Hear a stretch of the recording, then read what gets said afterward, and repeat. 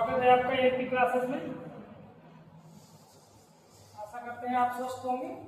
आइए आज के नए टॉपिक प्रश्नावली 5 के क्वेश्चन नंबर 5 में मनोहर के किताब है जिसमें है केंद्र ए से प्रारंभ करते हुए बारी बारी से केंद्रों ए और बी को लेते हुए त्रिज्या 0.5 सेंटीमीटर, 1 सेंटीमीटर, 1.5 सेंटीमीटर, 2 सेंटीमीटर वाले उत्तरोत्तर अर्धवृत्तों को खींचकर एक सर्किल बनाया गया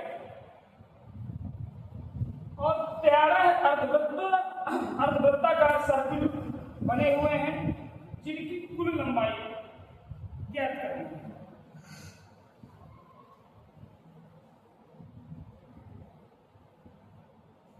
और करिएगा तो केंद्र रहेंगे, एक ए है एक बी है। एक केंद्र से शुरू करते हुए उसने कहा है बारी बारी से केंद्रों ए और बी से एक केंद्र को शुरू करके 0.5 सेंटीमीटर की चले गए। एक अर्धवृत्त खींचेंगे, इसकी लंबाई L1 रहेगी। फिर ए के बाद बी को त्रिज्या लेकर के यहाँ से बी ये हो जाएगी 0.5 यहाँ, 0.5 यहाँ, टोटल लंबाई कितनी हो जाएगी 1 सेंटीमीटर। 0.5 मतलब आधी और आधी 1 सेंटीमीटर। तो ऐसे ही सर्किल अर्धवृत्त इधर बनेगा ऐसे। इसकी लंबाई L2 फिर से 1 सेंटीमीटर लेना है, फिर से 1 सेंटीमीटर एक तक यहाँ से 1.5 और बढ़ा देना है। ये हो जाएगा कुछ ऐसा सर्कल बन रहा है। ये है आपका L3, इसका बन जाएगा 1.5 सेंटीमीटर, 1.5 सेंटीमीटर यहाँ से 1.5 सेंटीमीटर और करिएगा और बीच से इसकी है 1 सेंटीमीटर। इस प्रकार 13 क्रमागत पद बनाए जा रहे हैं, 13 क्रमागत अर्धवृत्त खींचे जा रहे हैं सर्किल के आकार में और उनकी कुल लंबाई क्या है। तो त्रिज्या का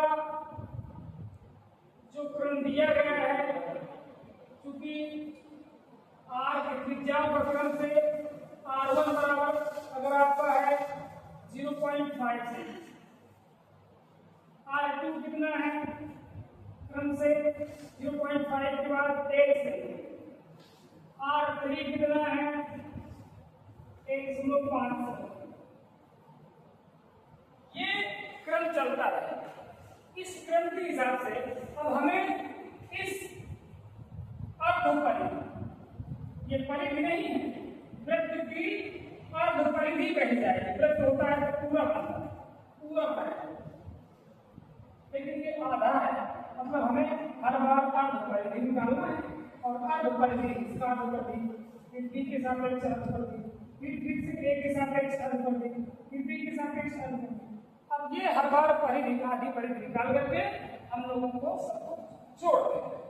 तो उसके लिए हम लोग क्या करेंगे, त्रिज्याओं की एपी बनाएंगे। इसलिए त्रिज्याओं की जो एपी बनेगी भाई, त्रिज्याओं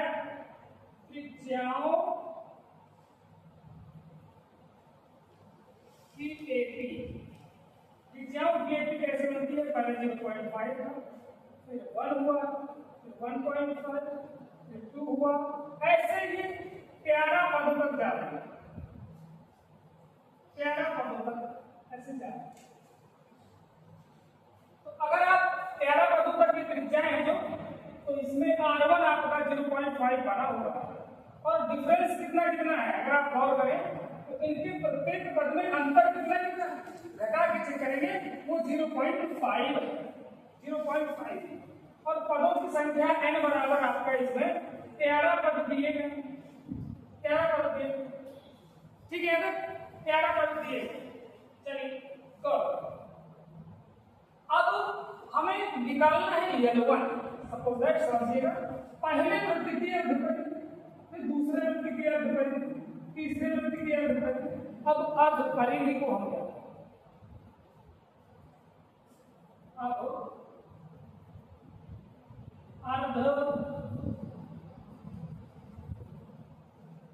परिधियों की एपी बनेगी। तो अर्ध परिधियों की एपी बनेगी, वो बनेगी L1, L2, L3, ऐसे कितने पदों तक? 13 पदों तक। अब बात ये आती है कि परिधि का जब निकालते हैं मान तो सूत्र क्या बनेगा? परिधि का सूत्र, परिधि होता है आपका किसी वृत्त की परिधि 2πr, लेकिन जब आधा कर देंगे तो 2πr का आधा πr बस 2 से 2 कैंसिल हो जाएगा, πr। वैसे ही तो इसमें बनेगा πr1 πr2, इसका बनेगा πr3। अगर आप गौर करेंगे तो ये क्रम 13 पदों तक चलेगा, 13 पदों तक ये क्रम चलेगा।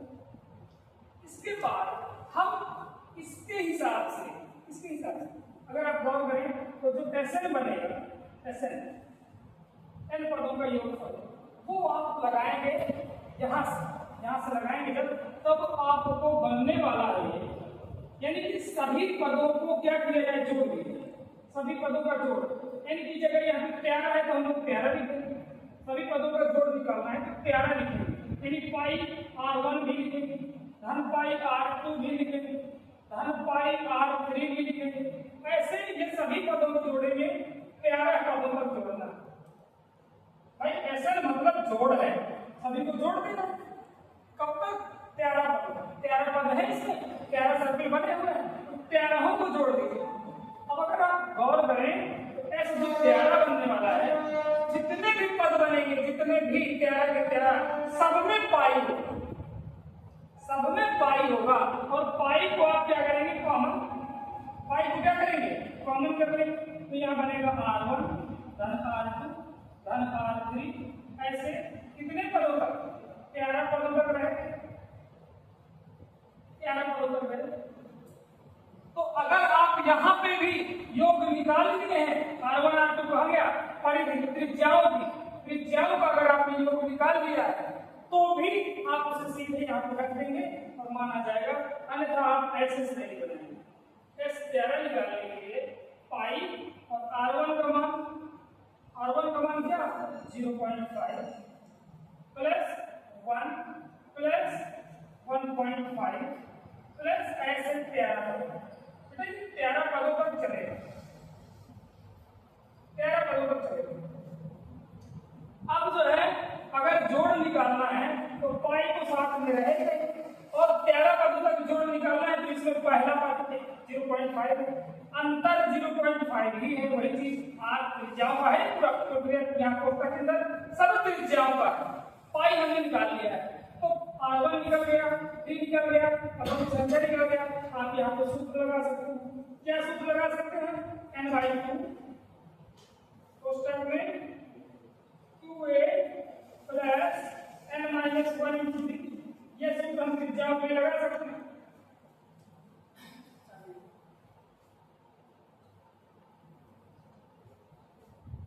देखिएगा पाई और यहाँ पे मान रखेंगे, n का मान है कितना? 13/2। चलिए और आगे हम करते हैं 13/2, यहाँ बनेगा 2 इंटू एक का मान है आपका 0.5, यानी पहला 0.5 प्लस n-1, n का मान 13 माइनस 1 गुणा d का मान 0.5। ये प्रक्रिया चला। अब यदि आप ध्यान दें तो यहां से पाई 13/2 और बनेगा, जब इसको हल करेंगे 0.5 में 2 को गुणा करेंगे तो 1 धन 13 में 1 गया 12 गुणे 0.5 जितना बनेगा, यानी पाई गुणे 13/2 और यहाँ बनने वाला है 1 धन 12 5 से 60 6 बनेगा। अब यहाँ पे बनेगा पाई गुणे गुणे 13/2 अब गुणे 6 और 1 7, यानी बनेगा आपका 91, 1191 पाई/2। कितना लंबाई आएगी सेंटीमीटर, कितनी लंबाई आएगी, दैट्स ऑल। बेटा पाई का मान यहाँ पे आपको क्वेश्चन में रखवाया है, पाई का मान रखवाया है 91/2 गुणे 22/7, ये मान रखवाया गया है। तो आपकी वैल्यू मिलने वाली है S11 की, S11 की जो वैल्यू आने वाली है 2 से इसे काट दिया 11 का और 11 बाद में इसे काट, तो ये बन गया 11/11, 11 कम 11 के 3 80 रहेंगे, 11 14, 143 सेंटीमीटर आपका एग्जैक्ट आंसर है। ये सर मतलब आपकी वीडियो क्वेश्चन नंबर 6वें का ए नंबर में कह रहा है श्रेणी -8 -6 -4 के कितने पदों का योग 52 होगा। क्वेश्चन नंबर 6वें में ए नंबर का क्वेश्चन कर रहा है, एक श्रेणी दी गई है -8 -6 -4 के कितने पदों का योग 52 होगा। इसमें n की संख्या पूछ रहा है और Sn जो दिया है वो 52 दिया है, पदों की संख्या पूछ रहा है और n का मान जो है, n का मान पूछ रहा है और Sn इन पूरे पदों का योग दिया है। अब हमें इस श्रेणी से मिलता है कि पहला पद जो हमारा है वो है -8 और जो अंतर है डिफरेंस डी का मान वो कितने कितने का है, 2 का अंतर है, धन का प्रोडक्ट।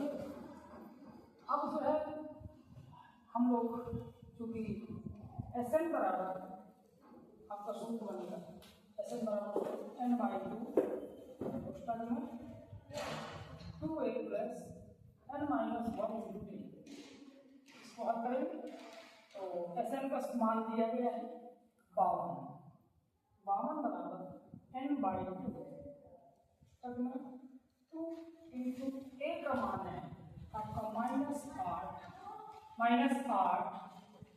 धन n-1 इंटू डी का मान है 2। गौर करेंगे ये 2 इधर या तो ले आइए, 52 गुणा 2 बराबर n और कोष्टक में आएगा -8 × 16 धन n-1 इंटू 2 कर सकते हैं, या तो 2 का अंदर गुणा करेंगे, जब 2 का गुणा कर देंगे तो 2n - 2 ऐसे बनेगा। तो 52 गुणा 2 बराबर n पुस्तक में -16 धन -16 में क्या करेंगे, -16 -2 बन गया -18 धन 2n। अब यहां से दोनों में 2 कॉमन है, 2 अलग करेंगे तो 52 गुणा 2 बराबर n और 2 कॉमन कर दिया तो यहां बनेगा -9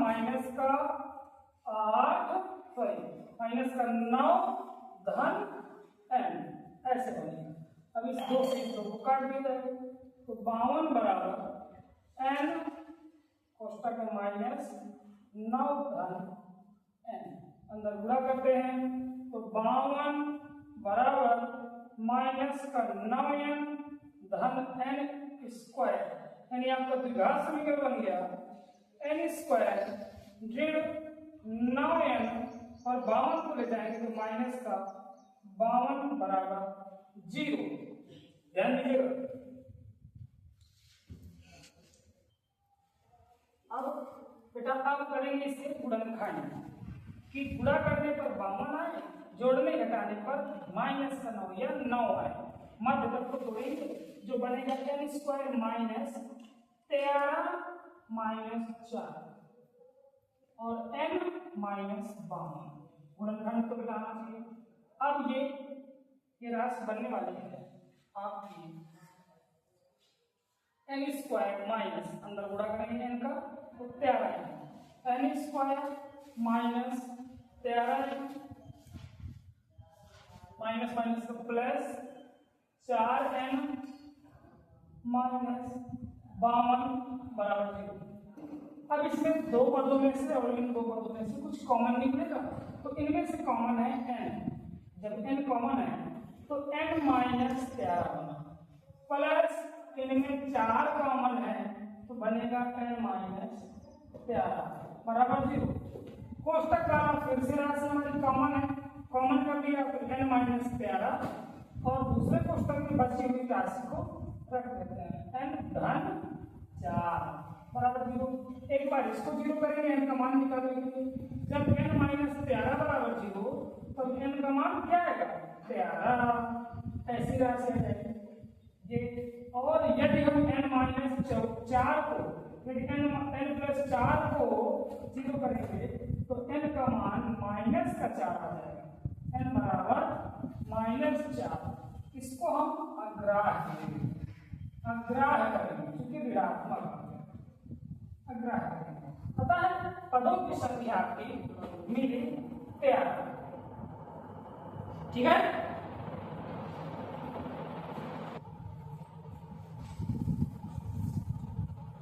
अगले नंबर क्वेश्चन के लिए इसी का बी नंबर जो सेम इसी तरह है, देखते हैं इसको भी हल करते हैं।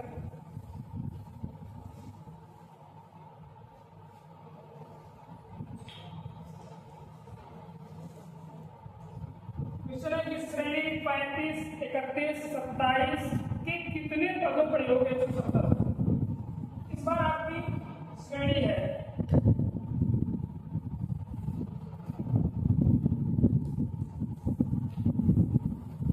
35, 31, 27 और इसमें n का मान ही पूछ रहा है और Sn जो दिया है वो 170 दिया। गौर करिएगा बेटा, इसमें श्रेणी से पता चलता है कि प्रथम पद हमारा 35 है और जो सभी में सार्वंतर है v का मान इस बार वो घट रहा है। गौर करिएगा वो घट रहा है, यानी आपका सार्वंतर माइनस का 4 मिलेगा। पुनः सूत्र लगा लेंगे क्योंकि Sn का जो मान दिया है वो 170 दिया है। Sn का सूत्र होता है n/2 पुस्तक में 2a plus n minus 1 into जो कि 170। तो n/2 n का मान हमें निकालना और यहाँ आएगा 2 इंटू a का मान है आपका 35 धन n माइनस 1, b का मान है माइनस 4 बराबर 170। ये दो पक्षांतर में क्यों उधर जाएगा गुणे n यहाँ बनेगा 35×70 धन और ये ऋण का गुणा कर देंगे, धन और ऋण का गुणा करेंगे तो ऋण ही आएगा 4n माइनस 1, 4 आगे कर दिया और ये बटा वाला 2 घर जाएगा 170 गुणा में 2। आप गौर करना चाहेंगे कि यहाँ पे 2 कॉमन है दोनों, जब 2 कॉमन निकालेंगे तो बाहर 2n हो जाएगा, यहाँ 35 बनेगा ऋण यहाँ 2n माइनस 1 बराबर 170 गुणा 2। वैसे हम यहीं पे कॉमन करते तो 2 से काट देते, वही प्रक्रिया ये चाहे वहीं पे काट दे या यहाँ पे काट दे, यहाँ बचने वाला है आपका मान n और कोष्टक में 35 माइनस अंदर पूरा करेंगे 2n प्लस 2 बराबर 170। तो n और कोष्टक में बनने वाला है 35 और वो हो गया 37 माइनस 2n बराबर 170। n का अंदर पूरा करेंगे, n का अंदर जब पूरा करेंगे तो 37n माइनस 2n स्क्वायर बराबर 170। ध्यान रखिएगा इसको।